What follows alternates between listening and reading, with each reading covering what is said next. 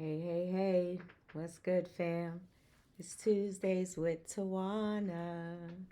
Come on into the room, come and join us for this very special moment. I am back after taking some time off, not only to rest, but to complete my dissertation. So come on in the room. We'll give a minute for time, a minute for people to come in the meantime, we'll do some housekeeping for those who are joining for the first time. This is uh, live on Facebook, and if you're listening to this later via a podcast, you'll hear me mention some folk and insert some comments into the conversation. And it's because of the Facebook comments and interaction that happens because we're about building community one episode at a time. So you may hear some bells and whistles, or you may hear some names and some comments. Just know that we are very interactive on Facebook, and then you get to chill and listen to this as a podcast. Hey, Bobby, what's up? Yes, thank you. It's good to be back. Welcome back to you as well. Good to see your face and your name pop up in the comments. Yes, let's make it happen. Let's make it happen. It's Tuesdays with Tawana. I'm your host and your curator. Now, Reverend Dr. T. Yes, I successfully defended my dissertation on last Tuesday, and I am very excited and very grateful and just grateful for community that held me up and held me down as I was finishing up my dissertation. And my dissertation is on exactly what I do, centering Black women and Black experiences. My dissertation was focused on womanists leading white people in intergroup dialogue to end anti-Black racism. So, yeah, successfully defended. Hey, Julie. Yes, Dr. Davis in the house. Absolutely. It was so good to see you. Just good to see my village and my tribe supporting me. Smokey Jones is in the building. Everybody just stop right now. What's up, beautiful? Good to see you. Oh, I heart you as well, all of you. Yes, thank you for joining. We got a lot to talk about today, a lot going on. And although I am in celebratory mode because to get through a dissertation in and of itself is challenging for a healthy, able bodied person. It's even more challenging for someone who is surviving HER2 positive metastatic breast cancer. And throughout the 7 year journey, I took 2 medical leaves. I finished up my coursework and then had to work on my dissertation work. Hey, Pam, what's up? I love you too. Hey, little sister. Oh, yes. Dr. Tad is in the house. What's up, Tony? Good to see y'all. Thank y'all for popping in and shouting out. You know, if you mention anything in the comments, I'm going to insert it into the narrative, or you may be at work just chilling. That's all good as well. I feel your presence. No problem, no problem. But to complete a dissertation under the guise of this diagnosis was definitely challenging, and it took a village. So when I say we did it, I don't just say that for, to make folk feel good or just out of nowhere. I truly believe that it took a village and it took a tribe for this to happen. It took the prayers of all of you and the love and the light that was shared. So I cannot thank you enough. Smokey says, I love that your new state and new residents are filling you up with love. That makes me happy. Yeah, it's good to be. I miss Denver. I miss all my Denver peeps a lot. Yeah, I miss y'all tremendously. And it's good to be back on the East Coast, being closer to family and dear friends, and being able to just head up to New York. This past weekend, I was able to celebrate with my beautiful sisters. What's up, my pink sister Jackie in the building? Yes, grace and blessings to you. Got some wonderful gifts from Jackie, got some flowers from my sister, got More flowers from my other sister, Tammy Denise, who is the president of Carrie's Touch. We'll talk about that in a minute. And I got some flowers from Soul to Soul. So let me just stop right here and shout out Soul to Soul Sisters. Now, most of you know that's Soul to Soul Sisters, soultosoulsisters.org with the number 2 in the middle. Hey, Denise. Yes, good to see you, beautiful educator. Yes, Dr. Davis is in the building. Hey, brother. Yes, thank you, thank you. Thank you for being present. Thank you for all your love and your support. And y'all know I couldn't do this without Soul to Soul Sisters. I just shouted out my village and my tribe and my family and the prayers and the love.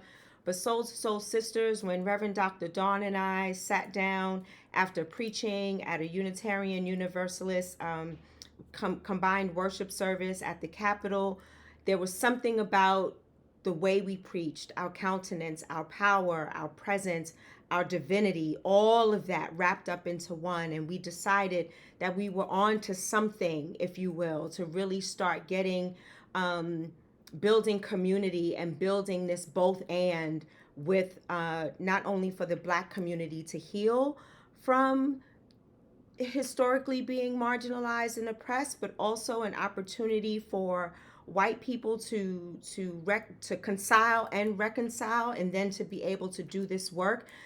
White people dismantling white privilege, white supremacy, ending anti-Black racism, and then our Black folk healing from all of the heinous ills that continue to happen to us.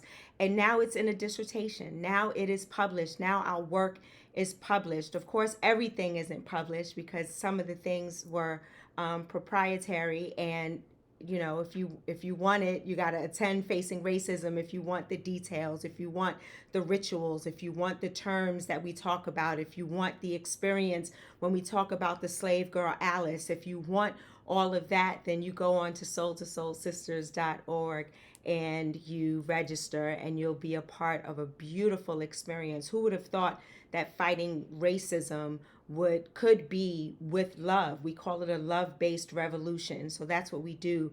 And now it's in a dissertation. Now, once it's published, I'm working on edits now. So once it's published, it'll be out there for the world to see and for the world to realize. And I hope that people will take advantage of that and really get their healing so that we can live and not die at the hands of systemic ills. So yes, I am celebrating. I am grateful that this has happened. I hope that this inspires others to do what they do and not let their situation or circumstance stop them from doing what they're doing.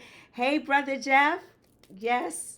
Rev T, PhD in the building. Yes, sir. Yes, sir. So I hope this will encourage people to move forward and to press through.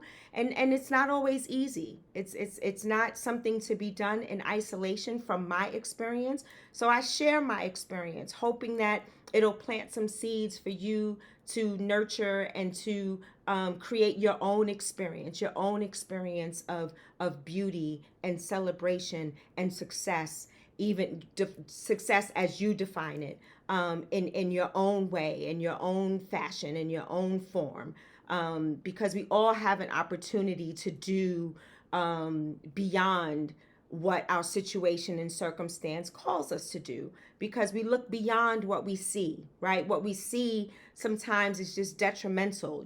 Writing that dissertation, always thinking about Breonna Taylor, always thinking about Sandra Bland, always thinking about Rekia Boyd, always thinking about these folk, always thinking about Elijah McClain, always, I could list the names on and on and on, and we'll be done with our time together for the next 20 minutes. But always thinking about those folk. There were times when I would break out in tears because I'm writing this down, and we as Black women are doing this work and leading this work so that we can live and not die at the hands of systemic ills. We want our children to live and not die at the hands of systemic ills. We want each of you to be able to walk down the street, jog down the street, sit in your grandmother's backyard, drive a car, go to the supermarket, go shopping, go walking in the park, do all of that without being afraid of your life being taken. See me as a human being. See me as someone who has dignity just like you. See me as someone who is worthy. See me as someone who is divine. Even in the midst of our situation and circumstance, we're looking to shift that narrative. Shift that narrative in this country, and it's not easy because it's been 400 plus years that we've had to deal with this scrutiny, right? This dehumanization, this degradation of a people, because you just don't understand how divine we are. You don't understand how we've made it through. And let me just pause and shout out my shirt, Angela Davis, representing today. My I don't want to call her my idol, but she is definitely someone that I honor and respect deeply, deeply. Just her fortitude and her resilience and her strength.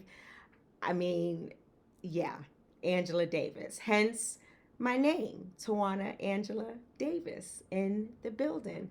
Pastor Custis is in the building. I'm going to fall out of my rolling chair. Yes, yes. Thank you. Thank you for the congratulations. I appreciate it. Hey, Miss Tina, what's going on?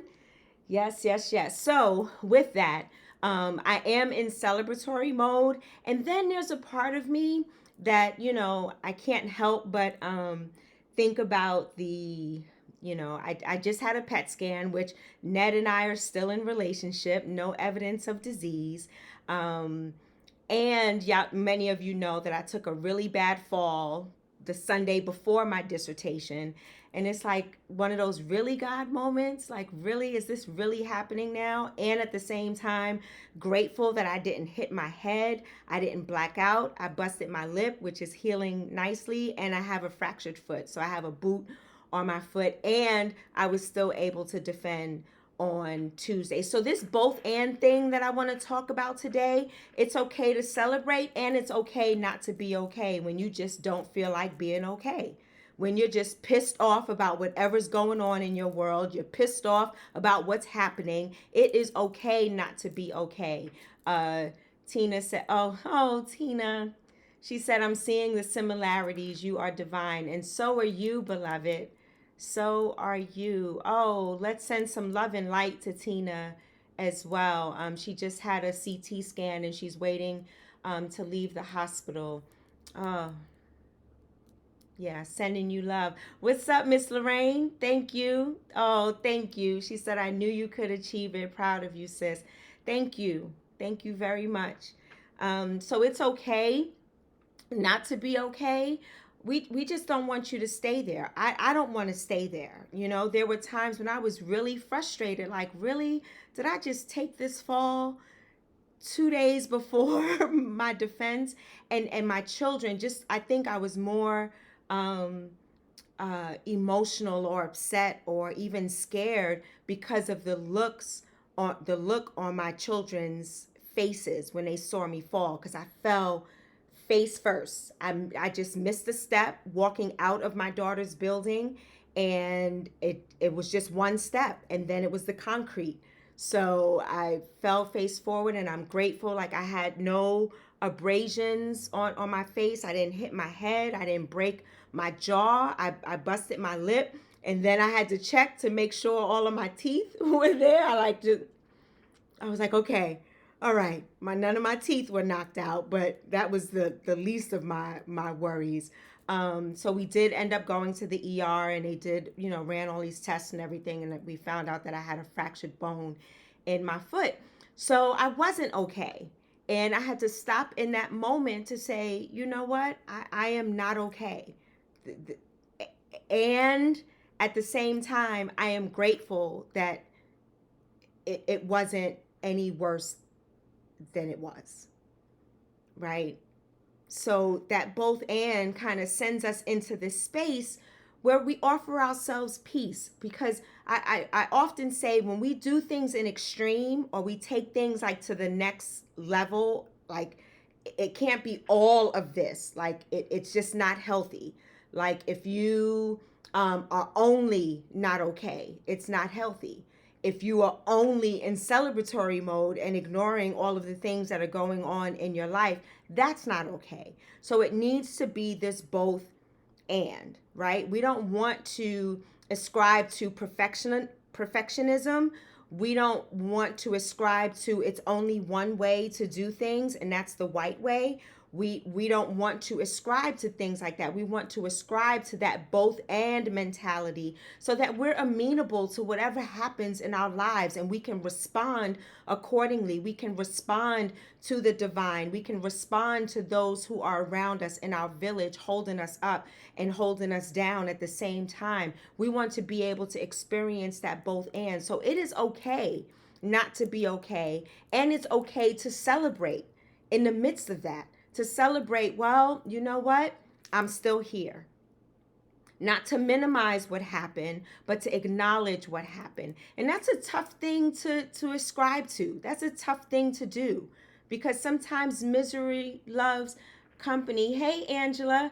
And you may be really cautious after the fall like that. So when I come out of not being okay, don't be mad that I'm different and guarded because I'm just being cautious. We got to learn the lesson. In other words, we got to learn the lesson. We don't want to repeat the same thing over again. Mother Carolyn, you don't know how much it means to me that you are here right now. Thank you, God. Tina said, perfectionism is the pillar of patriarchy that needs a Bruce Lee kick. Absolutely. And I love what Angela said because if I come out different, it's possible that I have learned this lesson, and it wasn't an easy lesson to learn. Some things like that fall, I have to be careful because my bones are very brittle because of radiation and because of chemotherapy. So I have to be very careful. So there are some things that I can't do. If you invite me to go roller skating, I am going to respectfully say no, because unfortunately, if I fall on a pair of roller skates, it's going to be more detrimental to me than it would be for a healthy person falling on a pair of roller skates or ice skates or doing something, something physical like that. I can't do it. My body is just in a different space and in a different stage, and I'm learning the lesson because I'm being more cautious. That doesn't mean I'm paranoid where I totally disregard having fellowship and fun with family and friends and whomever. But there will be a time where things might seem a little different for me. Or let's talk about Colin Kaepernick for a minute. I don't know if you have watched Colin Black and White, the docuseries on Netflix. If you haven't seen it, if you don't have Netflix, if they're vaccinated, connect with a friend or family member and please watch it. It is so powerful, and he's telling his story, which we all should do. We should all tell our own stories and not allow other people to tell our stories, because then it's their version of the story, right? But in the docuseries, I didn't finish the whole thing yet. I think I saw the first 4 episodes so far, and I won't do any spoilers or anything. But the young Kaepernick says a comment that he did not have the language to respond to what just happened. And I won't say what just happened, but he froze because he didn't know what to say. So sometimes we got to step back and learn the lesson and build this new language so we know what to say when a microaggression happens. We know what to say when somebody is coming at us sideways. We know how to respond or not to respond when the adversaries try to come at us. We must have a language and a countenance to do that. And going back to Angela, that means I may change a bit because I'm learning the lesson. Even if I didn't personally learn the lesson, I'm learning the lesson of my village and my tribe, because my griots have told me their story. So I'm able to learn from their stories and then govern myself accordingly. Smokey says the key is to stay in the moment. Yes, stay in the moment. Joy is always found in those moments. You have to celebrate moments as you have only one life. It brings positive power to your aura. Like you mentioned, always pay attention to the signs of your body. I'm glad you survived your fall, and so am I. And I talk about being in the moment often because yesterday is gone. Tomorrow, I don't know what's to come tomorrow. All I have is right now. And even right now, I could be pissed off right now because there is so much going on and I feel like I just can't manage. I can't deal with it. Why is this stuff happening? Giving God the side eye or the universe, like what does this mean? I don't want to hear all things work together for good for those. I can't hear that right now because there's so much going on and I'm in so much pain, or I'm so discouraged or disheartened.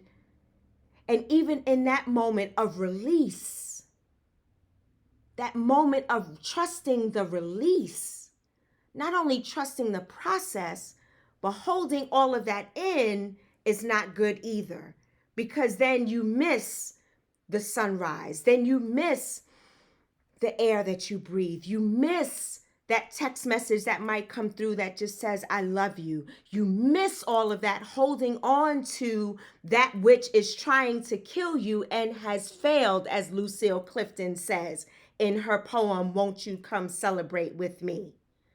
So we got to release that shit. We got to let it go. It doesn't mean that we suppress it. Let me make that very clear.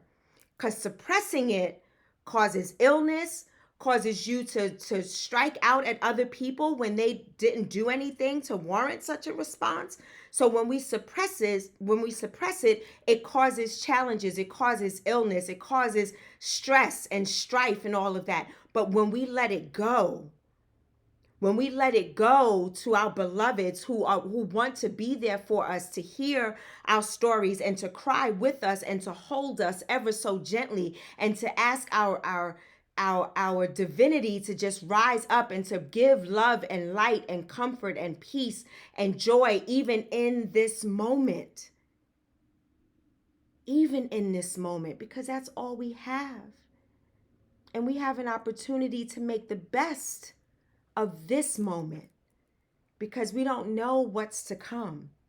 And we've already had whatever happened yesterday. So let's learn from the lessons, the prior lessons, and let's decide to do things differently now so that our future, we can see ourselves in the future. You know, I don't know if many of you have heard of Afrofuturism, but it's really about seeing Black folk in the future, where we are not erased and our stories aren't erased, as much as they are trying so hard to do so under this misnomer or this misguidance of critical race theory.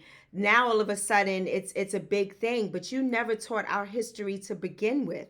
So why is that? It's a problem, because then it's truth telling for what really happened in the inception of this country, right? And it has nothing to do with critical race theory, which is a theory that is normally addressed in higher ed and not in kindergarten. But I digressed.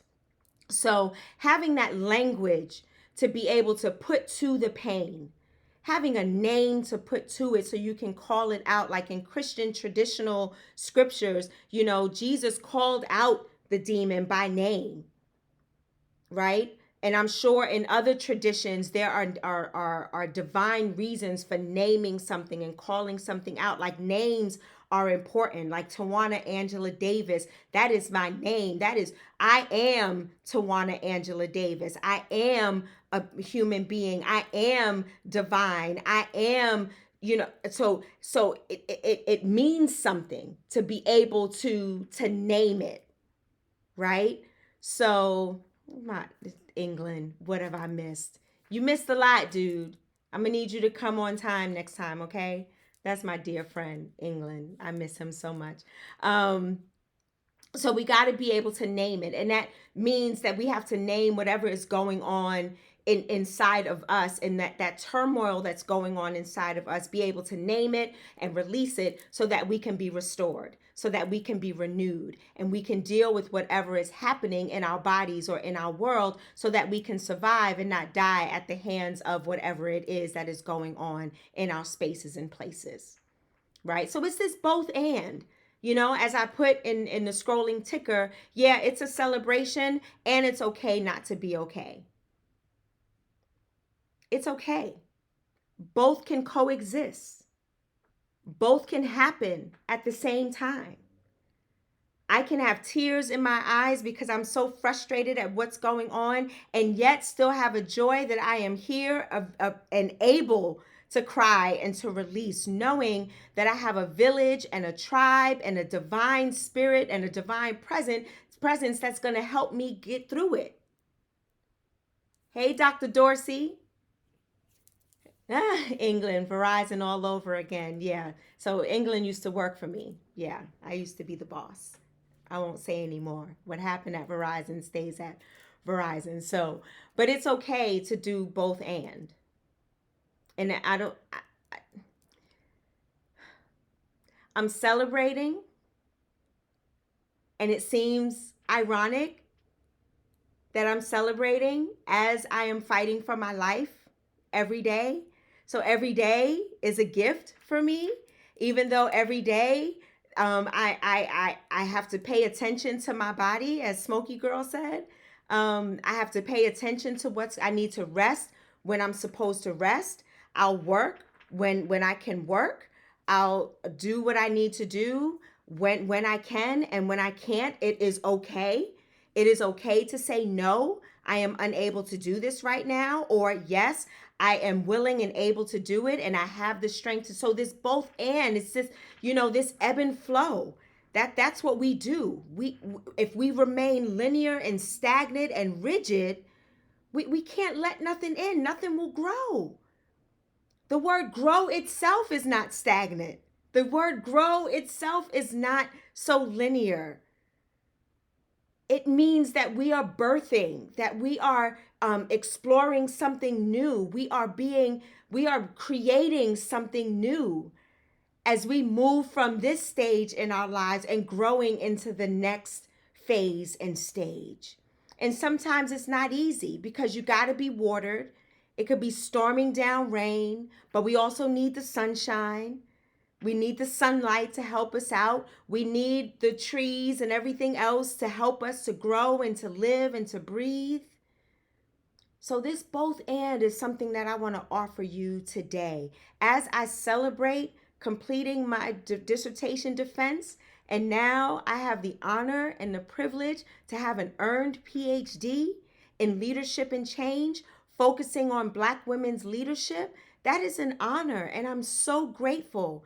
And at the same time, when I look back over what this 7 years, what I had to go through, 2 near-death experiences, 5 surgeries, several hospital visits, lost all my hair and my weight, had to have a caregiver. My daughter took care of me, couldn't even feed myself, and then was able to take care of myself, went back to school, but then had a recurrence and another recurrence. And so now I have metastatic breast cancer. And now I'm in treatment indefinitely until they find something else that'll deal with metastatic breast cancer. So all of that within the 7 years of trying to complete a PhD that I truly felt that was for me, because when I was in seminary, I wrote down a list. Before vision boards were big, I wrote down a list of things that I was going to accomplish. And the last thing on that list was to earn a PhD. And although it didn't happen right after seminary when I graduated in 2010, here we are in 2021 and I have my PhD. So you got to write it down, write the vision and make it plain, and things will begin to manifest in your life. How do I know? Because I am sitting here on Tuesdays with Tawana talking with you about my experience, an experience that almost took me out of here several times. Several times. The pain I had to endure, not only the heartache, but the physical pain that I had to endure. And I am still here because I have a both and mentality. Yeah, I'm pissed off. Cancer sucks.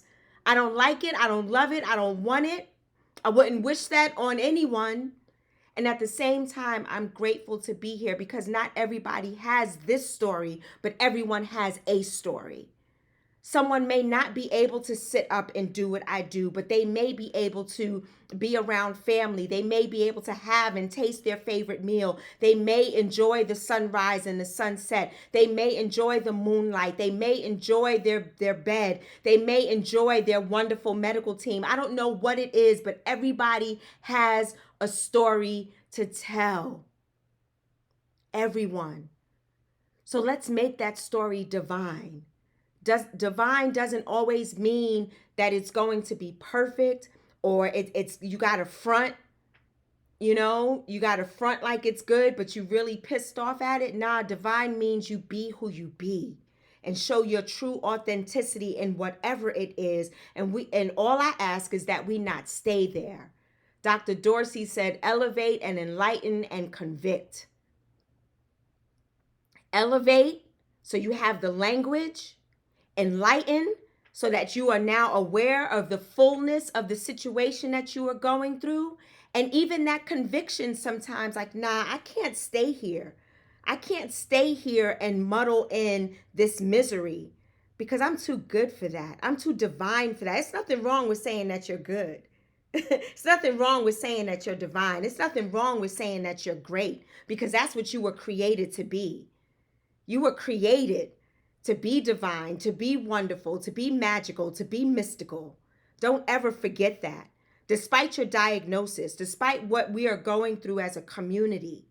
But see, when we come together as a community, then, and only then, will the fullness of healing can happen and will happen. If we keep it to ourselves, we then end up wallowing in stuff, and it's only going to make matters worse, generally. When we start to share in community, community heals. Community heals. So I'll leave you with this, a couple of things that came to mind about community. One, I know my beloved brother Jeff does a show every day around 2:00 Mountain Time. Talks about voting. Today is election day. Did you go out to vote? For those who are voting in their respective counties or states or cities, please go out and vote. But Brother Jeff builds community on his show on the Brother Jeff Network every day. And sometimes even twice a day if there's something breaking, like on election day. I'm sure he'll do something at 2, and he'll probably do something later on when the results come out. Carrie's Touch, a breast cancer support organization. They just dropped an app today. If you go onto Carrie's Touch onto Facebook, download the app. It is about meditations and journals, and really about minimizing that disparity between 41% of Black women dying as compared to their white counterparts of breast cancer. Download the app. It's Survive and Thrive. It's only on Apple right now. If you go onto the Apple store and look up Survive and Thrive, it's a nice colorful ribbon.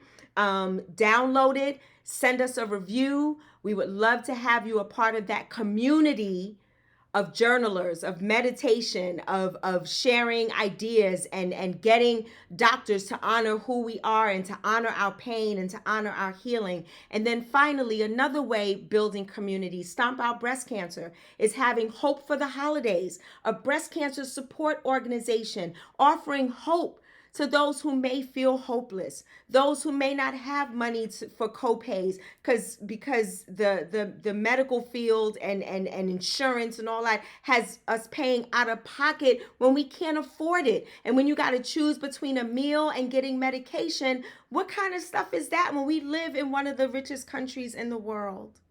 So Stomp Out Breast Cancer, if you go onto their Facebook page, Hope for the Holidays is December 5th. Save the date. These are the community building things. These are not for our own aggrandizement. This is not for, to say, oh yeah, Stomp Out Breast Cancer did this, or Carrie or brother. No, it's to build community. I am because you are. You are, therefore I am. Ubuntu. Ubuntu is what we do. It's how we show up in this world, in the Black diaspora here in America. So thank you for voting, Smokey. Anybody, please get out and vote. Get out and vote. Get out and vote. Get out and vote today. Please, please. We cannot afford to lose the little bit that we have right now. We need to make sure we put people in office and then we hold them accountable and not give us rhetoric to get them in office and then they forget about us once they're in office. So that's my time. So I offer to you today, you celebrate, and it's okay not to be okay. And it's a both and. We got to learn to do both and. Learn to understand ourselves when things are going well, when things are not going well, and what does that look like, and what's the lesson to be learned, because all we have is right here in the moment. I love y'all to the moon and beyond. I'm so glad you came on to celebrate with me today and to join me. This will be turned into a podcast. So if you share this, let folk know that they can either watch this live on Facebook or you can go on to your various podcast platforms, whether it's Apple, Anchor, or Spotify, and listen to this as a podcast. Share it because I want to share the love. I want to share community, and we're going to continue to build community one episode at a time. I am Reverend Dr. T in the building, also known as Dr. Tad, Tawana Angela Davis. Join me on next Tuesday when who knows what we'll talk about then, but something will come up for us to chop it up about, and we'll come together and we'll build community. I love y'all dearly. See y'all next week.